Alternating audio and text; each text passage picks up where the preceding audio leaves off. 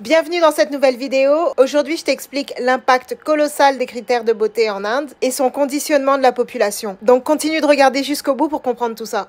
Ok, t'as vu la miniature de cette vidéo et tu te dis mais de quoi elle va parler celle-là? Elle est littéralement folle, pourquoi elle se peint en blanc? J'avoue, j'ai quand même un peu hésité avant de faire une vidéo sur le colorisme et le fait qu'on puisse encore débattre de la couleur des gens.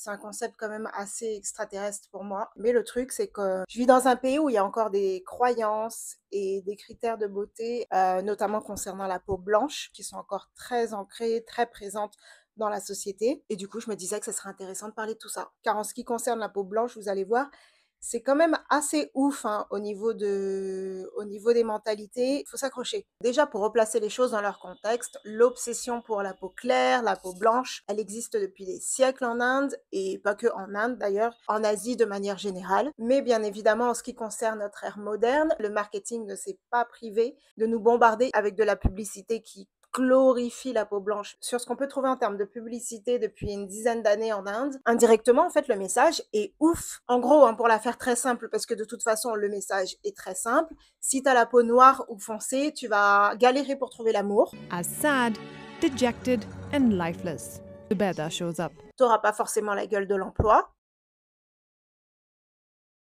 Et en gros, pour faire simple, t'auras une vie de merde. En vrai, le conditionnement concernant la fair skin en Inde, il est présent depuis longtemps, très longtemps. Mais sa monétisation très intelligente, elle a commencé autour des années 70 avec des géants de l'industrie de la cosmétique comme Unilever, qui ont eu l'intelligence de complexer tout le monde avec des whitening products. Et là, on dit merci beaucoup, Unilever.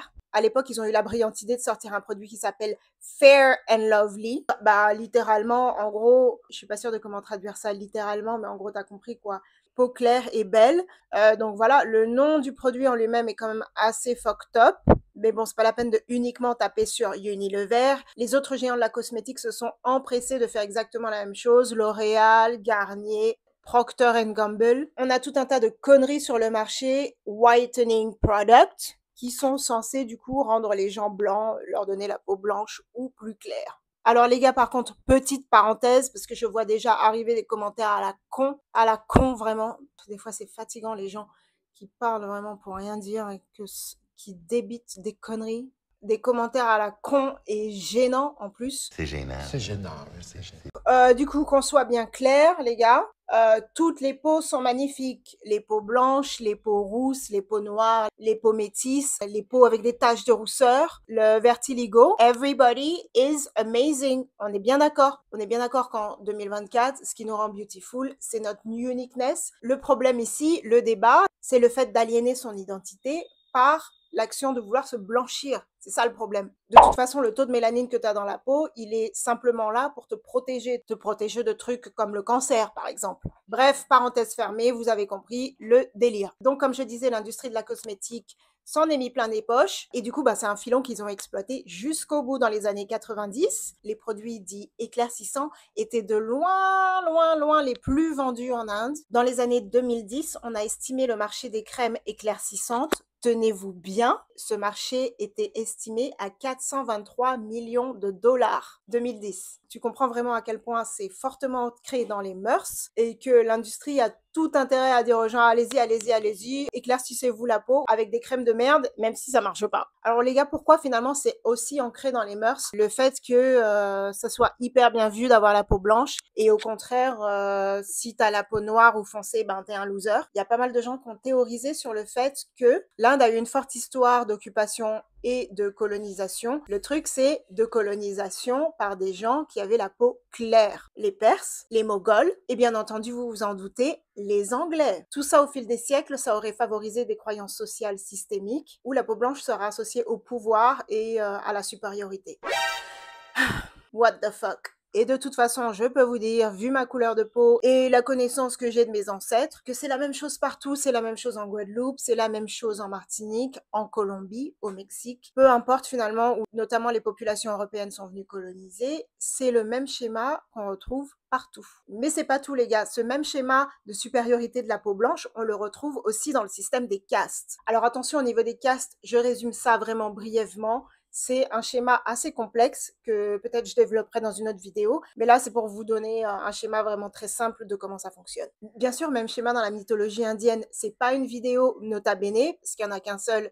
Je pourrais pas développer aussi bien et c'est pas le sujet. Mais souvent, les bons personnages, les bons caractères sont représentés dans la mythologie avec la peau claire. Et ceux qui sont carrément evil, machiavéliques, etc., sont des personnages à la peau foncée. Mais en vrai, quand on regarde la plupart des cultures à travers le monde, c'est le même schéma, c'est la même chose. Je sais pas si vous vous rappelez de cette expérience où on mettait des enfants avec différentes poupées de différentes couleurs. Choisissez jamais la poupée noire, tu vois, genre il fallait absolument choisir la poupée avec les yeux bleus, les cheveux blonds, qui était souvent le schéma, l'unique schéma à représenter. Je me souviens quand j'étais petite, il n'y avait aucune Barbie qui pouvait me représenter moi, c'était toujours des blondes aux yeux bleus. Bollywood, l'industrie du cinéma, on va pas se mentir, contribue fortement à développer l'idée que la white skin, c'est le goal ultime. Et même s'il y a plein de discours modernes comme Priyanka Chopra et d'autres actrices qui prônent le fait d'être naturelle et d'accepter sa couleur de peau, etc., etc., pour essayer vraiment de faire évoluer les mœurs. On va pas se mentir, c'est encore très présent. Et moi qui travaille dans cette industrie de toute façon en tant que maquilleuse, je vois bien les gens qui sont plus sur le devant de la scène, qui ont plus de temps à l'écran, qui ont les meilleurs rôles.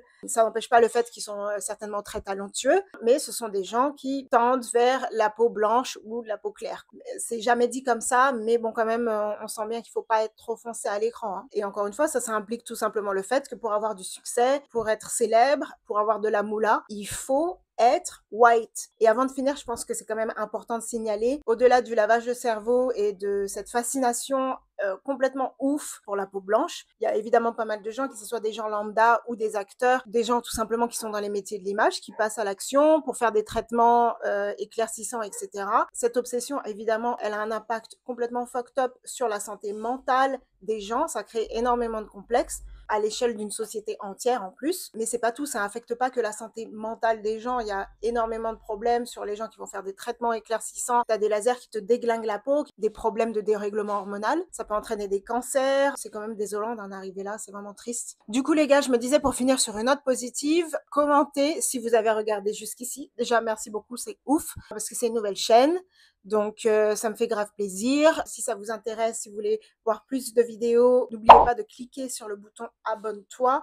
Et pour finir sur une note positive, laissez-moi un message en bas avec le critère physique que vous préférez chez vous. Genre le truc qui pour vous vous rend vraiment trop belle gosse ou beau gosse. Ça peut être vos magnifiques cheveux blonds, vos taches de rousseur, vos bushy eyebrows, vos cheveux frisés, vos yeux noisettes ou même vos grains de beauté, vos fossettes. Si vous avez des fossettes, vous êtes trop chanceux. Moi, c'est mes petites taches de vieillesse que j'ai là autour des yeux. C'est pas des taches de rousseur, mais j'ai décidé de vivre comme si c'était des taches de rousseur. En vrai, j'ai une peau noire qui est dans la catégorie qui n'a pas beaucoup de rides. Donc, malgré mon grand âge, je prends pas trop de rides. Mais à cause de la production de mélanine, je développe des taches de vieillesse, exactement comme Morgan Freeman, ou bien comme une banane trop mûre.